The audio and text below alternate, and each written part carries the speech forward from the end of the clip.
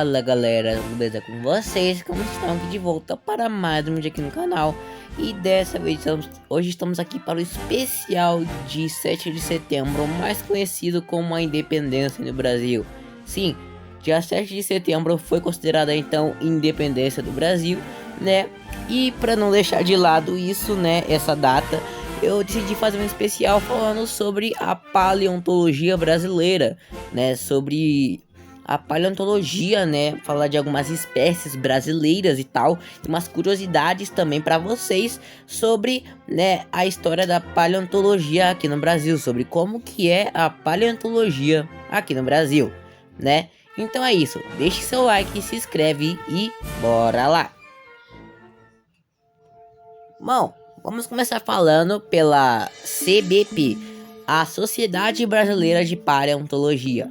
Ela é uma associação científica sem fins lucrativos que congrega profissionais das ciências biológicas, geológicas e afins, bem como pessoas com interesse na pesquisa e na divulgação da ciência da paleontologia. Fundada em 1958, trabalha há mais de 50 anos pela valorização da carreira do paleontólogo e pela valorização do patrimônio paleontológico do país. A SBP foi fundada em 7 de março de 1958, dia que se comemora também o Dia do Paleontólogo. Porém, é comum ver comemorações pelo dia sendo feitas na data de 15 de junho, devido à Lei do Estado de São Paulo de 30 de abril de 1981. Designar como este o Dia do Paleontólogo, data que a SBP não reconhece.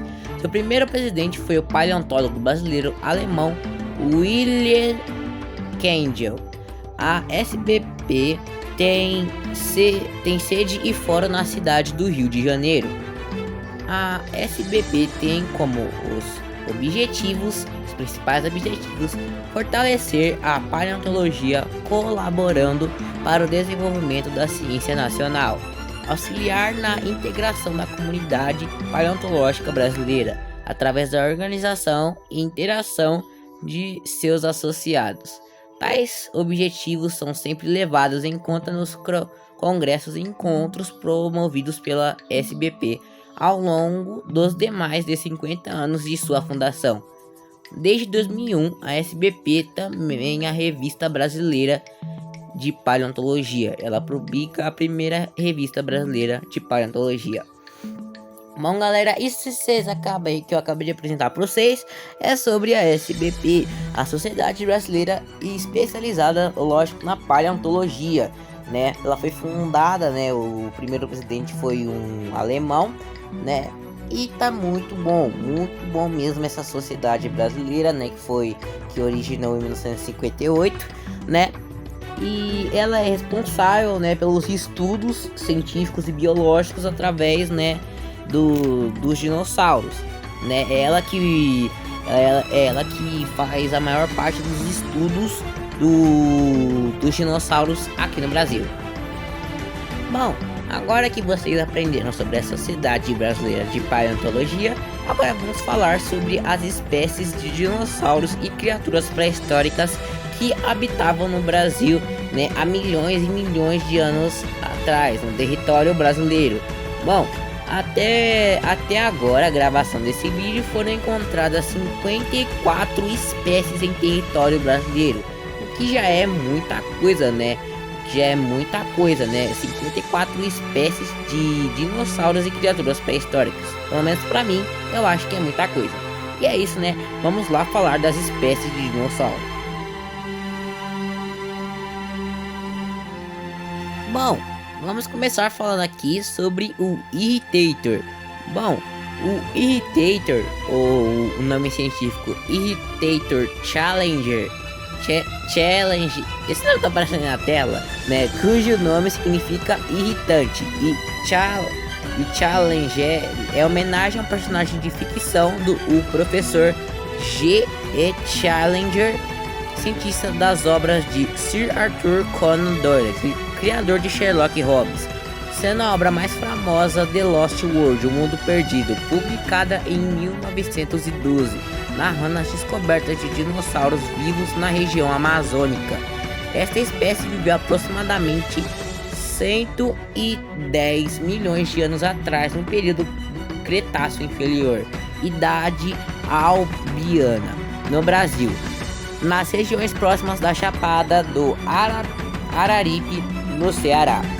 Era um dinossauro carnívoro terópode de porte médio que se alimentava de peixes em regiões de laguna costeira do Cretáceo, complementando a dieta com animais de pequeno e médio porte, como pterossauros, tartarugas e outros répteis menores, e carniça de outros animais marinhos.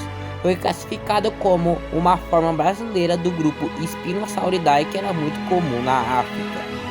Possuía um crânio alongado e achatado lateralmente com uma pequena crista óssea. Ao contrário da maioria dos carnívoros, possuía narinas na parte de trás da cabeça, em frente aos olhos. Possuía dentes retos de formato cônico, pontiagudos e espaçados entre si, padrão típico de animais que se alimentavam de peixes. Como seus restos fósseis são bem escassos e somente uma parte do crânio foi encontrada, suas reconstruções são baseadas em outros espinosaurídeos, como o Baryonyx, o Sucumimur e o próprio espinossauro. E devido às semelhanças com Angaturama na escultura corporal, no local e na época onde foi encontrado, tem-se estudado a hipótese de serem parentes próximos ou então da mesma espécie. Dessa forma, deveriam ter o pescoço relativamente longo, membros dianteiros robustos e com 3 dedos com garras afiadas, possuindo uma vela dorsal formada por projeções das vértebras recoberta por pele, podendo atingir cerca de 8 metros de comprimento e 3 metros de altura e 2 toneladas de peso, e seu crânio deveria possuir quase 84 centímetros de comprimento.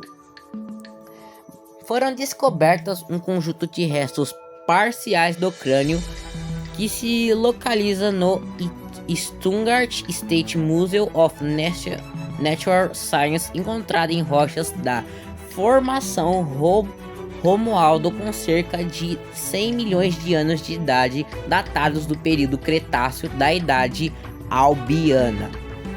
Na Chapada do Araripe, próximo ao município de Santana do Cariri, no estado do Ceará, Brasil, estes restos estavam muito fragmentados e haviam sido adulterados pelos mineradores que o encontraram para tentar torná-lo mais completo, valorizando assim seu preço para venda ilegal.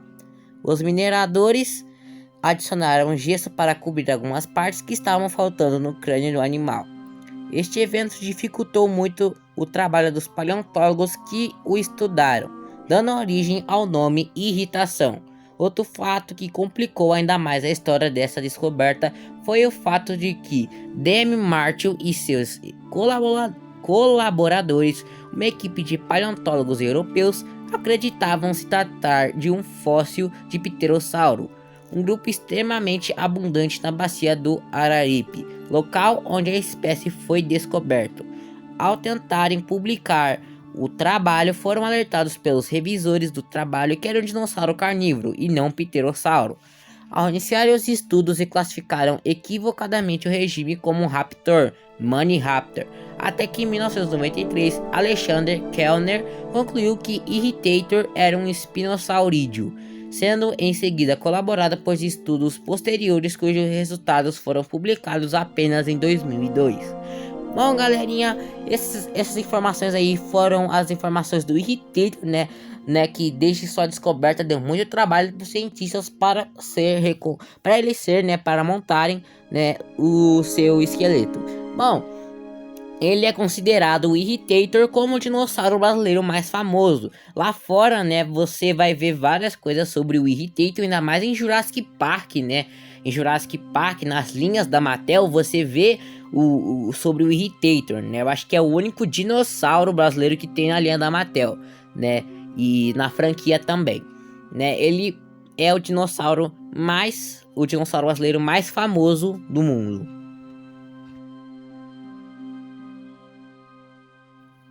A próxima espécie que nós vamos falar agora é o Cearadactylus.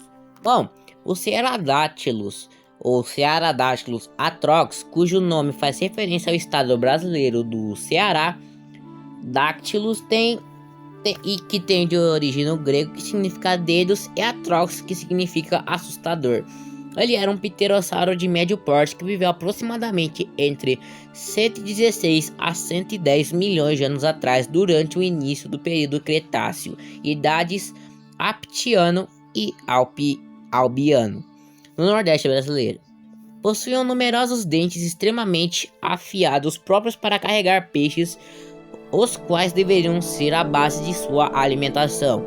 Sua envergadura ultrapassava os 5,5 metros, porém seus ossos eram muito finos, o que tornava seu corpo extremamente leve para um animal desse porte, chegando a pesar apenas 20 kg. Foi descrito e nomeado pelos paleontólogos Giuseppe Leonard e Guido Borgomanero em 1985. Encontrado Formação Romualdo Santana do Cariri, Ceará, que consiste em um crânio com 57 centímetros de comprimento, entre outros.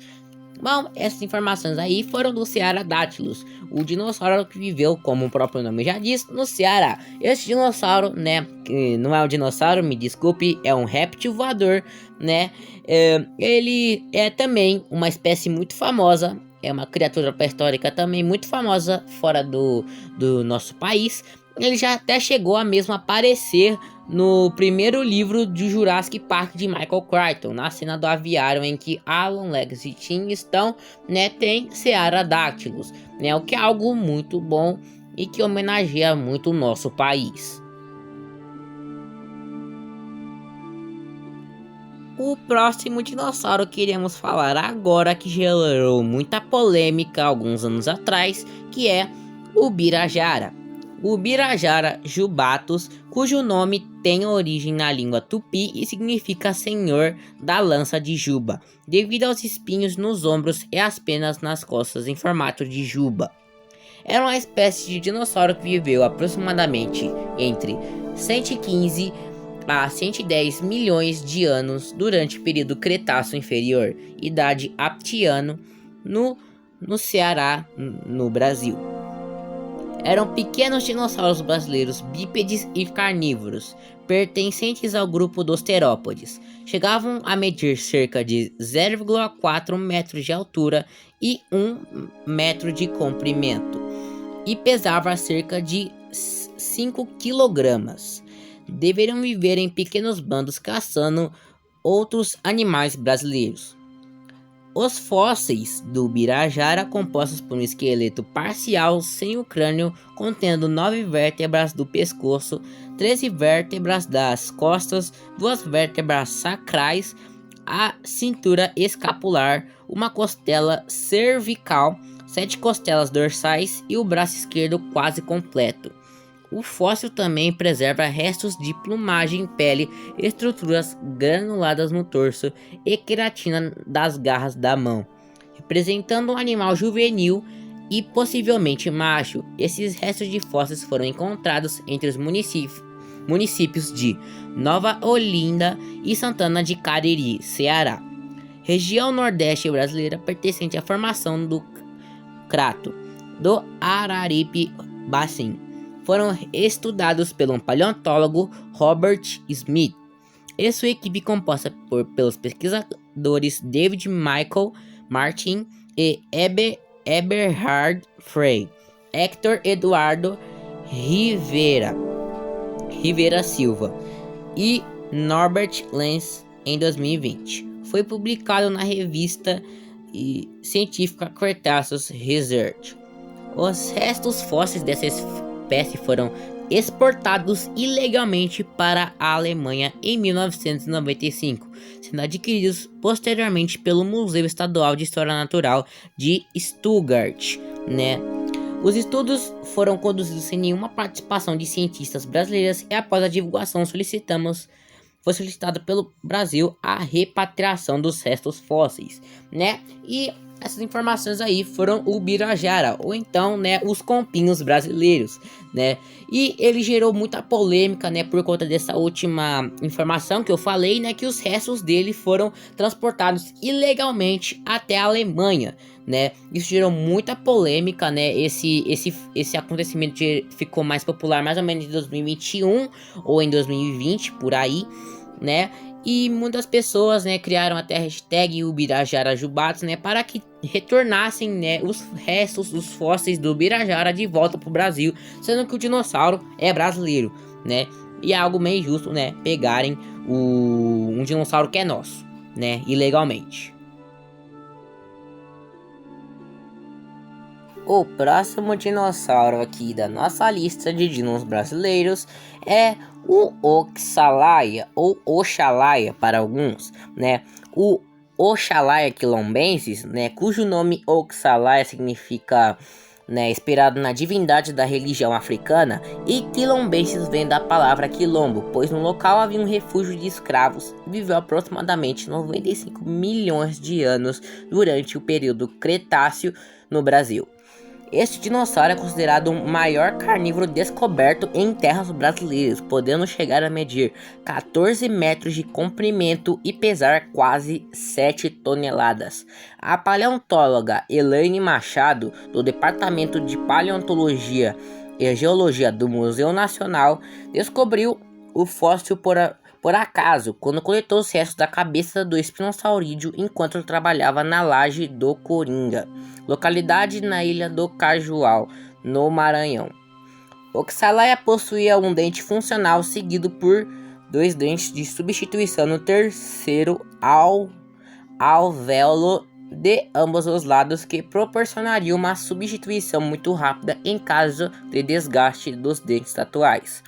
Esse dinossauro possuía uma vela nas costas muito similar à do espinossauro, que poderia servir como atrativo sexual, para regulação de calor ou para intimidar adversários.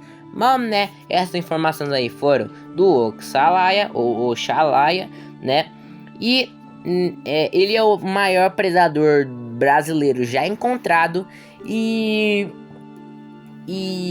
muita gente considera ele como um espinossauro, né? Ele é o espinossauro, só que o espinossauro brasileiro, né? O que é algo muito bom, algo muito bom. Nós temos um espinossauro brasileiro, né? O que é algo muito bom. O Oxalaia é um dos meus dinos favoritos, é um dos meus dinos brasileiros favoritos né, eu gostaria de ver ele em alguma produção bem famosa, como Jurassic World, ou em algum documentário, ou algum novo documentário. E eu espero que lance um documentário de dinos brasileiros, né? Tá aí a ideia, BBC, por que você não faz um documentário de dinos brasileiros, né? Ou alguma outra empresa aí, né, faz um documentário com dinos brasileiros, né? Ou um filme de dinos brasileiros, né? O que seria algo muito bom, né? E que o Oxalaia, ou Oxalaia, sei lá, apareça também nessas produções, né? Já que é um dino muito interessante e muito legal de ser comentado. Bom, agora, né, o nosso próximo dinossauro, né, nosso próximo dinossauro que tem um nome bem engraçado, né, é o Thanos. Isso mesmo, o Thanos, né? O Thanos Simonatoi, cujo nome tem origem ao supervilão Thanos da Marvel Comics, que tem origem no grego Thanatos, que significa morte, e o nome específico Simonatoi homenageia o pesquisador Sérgio Luiz Simonato, que efetuou a descoberta inicial do fóssil. Essa espécie viveu há aproximadamente 85 milhões de anos atrás, durante o período Cretáceo, estágio Santoniano, no Brasil. Pertenciam ao grupo dos dinossauros terópodes, dentro da mesma família dos abelissauros. Possui um porte médio, chegando a medir 2,5 metros de altura e 6,5 metros de comprimento, e pesava cerca de 300 kg. Eram predadores bípedes velozes de pernas fortes e braços muito curtos, que podiam caçar desde pequenos animais até os maiores de sua época e região, quando caçavam em grupos familiares. Seus restos fósseis consistem em apenas uma vértebra. Foi descoberta em 2014 pelo pesquisador Sérgio Luiz Simonato com uma equipe do Museu de Paleontologia Prof. Antônio Celso de Arruda Campos, na formação São José do Rio Preto, Grupo Bauru, que fica próximo da cidade de São Paulo, José do Rio Preto, Estado de São Paulo, Brasil. Alguns anos depois, Fabiano Vidal Lori descobriu uma outra parte da vértebra, abrindo caminho para estudo e descrição e identificação da espécie, que ocorreu apenas em 2018. Os pesquisadores Rafael Delcourt e Fabiano Vidal Lori. A vértebra está armazenada no Museu de Paleontologia de Monte Alto, São Paulo. Bom, essa daí, né, foram as informações do Thanos, né, um dinossauro, né, que tem o nome do vilão Thanos da Marvel, o que é um nome um pouco engraçado, né, mas o Thanos não é do vilão Thanos, e sim é por conta do deus grego, né, Thanatos, que significa morte, né, essas daí foram as informações do Thanos, que é mais ou menos como um Carnotauro brasileiro, né? Um Carnotauro brasileiro. O próximo dinossauro dessa lista é o Amazonsauro. Bom, o Amazonsauro maranhensis, cujo nome lembra a região onde foi encontrado a região amazônica no estado do Maranhão, viveu aproximadamente entre 125 e 110 milhões de anos atrás, no início do período Cretáceo, Aptiano e Albiano, na região norte do Brasil. Pertence à superfamília dos dinossauros saurópodes chamada Diplodocidae, o grupo dos gigantes Diplodocus, Brontossauros e Supersauros. A média media pouco mais de 10 metros de comprimento e 5 metros de altura, chegando a pesar quase 15 toneladas. Deveriam viver em pequenos grupos familiares compostos de adultos que andavam nas bordas da manada, deixando os menores ao centro para proteção. Seus enormes pescoços os ajudavam na alimentação, pois poderiam permanecer parados, apenas movimentando o pescoço, conseguindo assim cobrir uma grande área de pastagem. Poderiam alcançar facilmente galhos de árvores, porém os diplodóceos possuíam pescoços mais adaptados para comer vegetações rasteiras do que as de topo de árvores. Possuíam caudas bem longas e em forma de chicote, que provavelmente auxiliava no equilíbrio do corpo e como arma de defesa contra predadores. No Brasil, os principais dinossauros saurópodes descobertos pertenciam ao grupo Titanossauria, por isso a descoberta de um Diplodocea foi muito importante, mostrando que os Diplodocea não haviam desaparecido no Jurássico, como se pensava. Ao invés disso, eles migravam para os continentes do sul, inicialmente para a África e em seguida para a América do Sul durante o Cretáceo. O Amazonsauro pertence à mesma família dos outros Diplodocoidea da África, como o Rebachisaurus, que foi responsável pela nomeação dessa família. Em sua época, a região era composta por extensas planícies frequentemente alagadas, fato este verificado por outros fósseis encontrados junto ao Amazonsauro, que inclui grandes dentes de carnívoros. A descoberta foi realizada por pesquisadores Ismar de Souza Carvalho e Leonardo dos Santos Ávila, que juntamente com outros pesquisadores da Universidade Federal do Maranhão continuaram realizando pesquisas na área.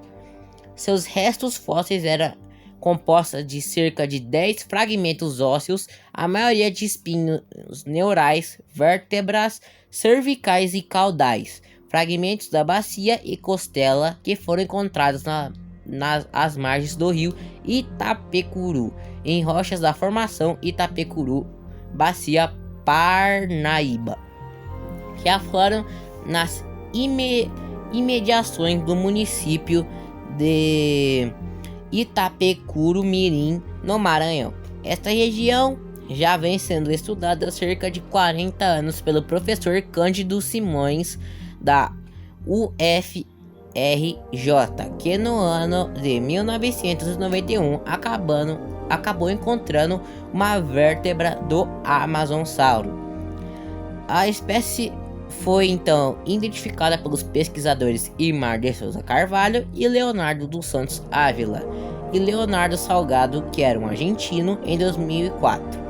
O estudo foi publicado na Journal of Vertebrate Paleontology. No mesmo local das descobertas dos fósseis do Amazonsauro, também foram encontrados restos fósseis de répteis, moluscos terrestres, pólen, peixes, indicando que a área era uma planície que alagava facilmente, com rios e córregos próximos e abundante em fauna e flora. Bom, essa daí, né, foram informações, né, muitas informações sobre o Amazonsauro, né? Me perdoem aí, né, por ter citado os nomes errados, né, porque é meio difícil falar esses tipos de nome, né, mas, né, vocês meio que tipo conseguiram entender, né, um pouquinho, né, das informações que eu falei sobre o animal Amazonsauro. E o último animal que eu não posso deixar de citar aqui nesse vídeo, que é o Purosaurus, né? O Purosaurus brasiliensis, que foi considerado o maior crocodilo do mundo, maior crocodiliano do mundo. O Purosaurus brasiliensis era um jacaré gigantesco que viveu aproximadamente 8 milhões de anos atrás, no final do Mioceno, nos rios e pântanos da floresta amazônica, norte da América do Sul. Se estima-se que ele podia atingir mais de 12,5 metros de comprimento e pesar cerca de 8,4 toneladas. Sua enorme cabeça chegava a medir 1,5 metros de comprimento, se alimentava de grandes peixes e mamíferos terrestres, capivaras e antas, e aquáticos, peixe-boi e boto, além de enormes tartarugas e outros jacarés menores. Necessitando comer em média cerca de 40 kg de carne todo dia para sobreviver, sua mordida poderia atingir quase 7 toneladas de pressão, ultrapassando a mordida do Tiranossauro Rex, um dos maiores predadores que viveu naquela época. O surgimento e a constante elevação da Cordilheira dos Andes provocou uma alteração climática no sistema de águas amazônico, reduzindo grandemente a quantidade de espaço disponíveis para os animais da época. Esse evento dificultou muito a vida dos grandes animais da época, levando os menores a se tornarem mais adaptados e sobreviverem com maior facilidade, levando os gigantescos amazônicos à extinção. Seus restos fósseis foram descobertos pelo naturalista brasileiro João Barbosa Rodrigues em 1892. Um crânio de 1,30 metros de comprimento foi coletado pela equipe do Laboratório de Paleontologia da UFAC, liderados pelo paleontólogo Jonas Souza Filho, em 1986, no Alto Rio Acre, próximo do município de Assis, Brasil. Bom, galerinha, esse daí foi as informações do Purosauro, né, considerado o maior crocodilo do mundo, né, e durante as informações eu falei ali de que ele ultrapassava a mordida do Tiranossauro Rex, e eu disse que o Tiranossauro Rex era um dos maiores predadores daquela época, mas não, o T-Rex ele foi extinto antes do Purosaurus existir, tá, eu errei essa informação, tá, e tô me corrigindo aqui. Ele ele foi extinto antes do Purussauro existir, então vocês ele não conviviam na mesma época, né? Nem o Purosaurus e nem os dinossauros viveram na mesma época, porque o Purosaurus era de aproximadamente 8 milhões de anos atrás e os dinossauros foram extintos cerca de 66 milhões de anos atrás, né? Bom, galera, esse foi o vídeo, né, especial da independência do Brasil, né? Eu dei aqui, né, várias informações aqui sobre os dinossauros brasileiros, né? Esse daqui, né, foi um dos poucos vídeos que eu trago mais paleontologia aqui pro canal, né? Já que a maioria dos vídeos sempre é Jurassic Park, Jurassic World e tal, né? E nunca às vezes algo de paleontologia, né? Bom, é isso, né? Espero que vocês tenham gostado do vídeo. Deixem seu like, se inscreve e compartilhe. E é isso, eu vou ficando por aqui. Até a próxima e tchau!